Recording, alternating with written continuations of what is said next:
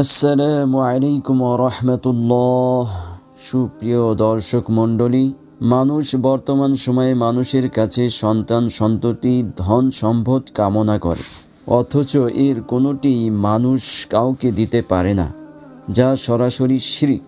বৃদ্ধ বয়সে হযরত ইব্রাহিম আলাইহিস সালাম আল্লাহ তাআলার নিকট দোয়া করলেন সৎ পুত্র সন্তানের জন্য।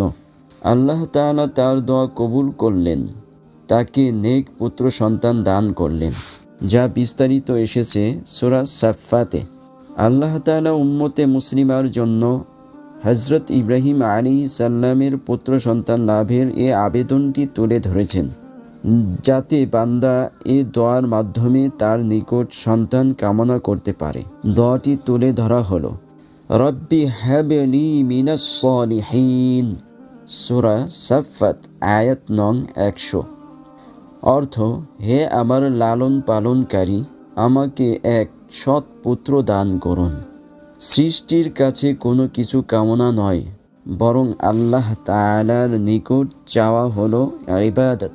আল্লাহ তাআলা মুসলিম উম্মাহকে সকল চাওয়া পাওয়া তার মহান দরবারে প্রার্থনা করার তৌফিক দান করুন। আমিন ইয়া রাব্বাল আলামিন।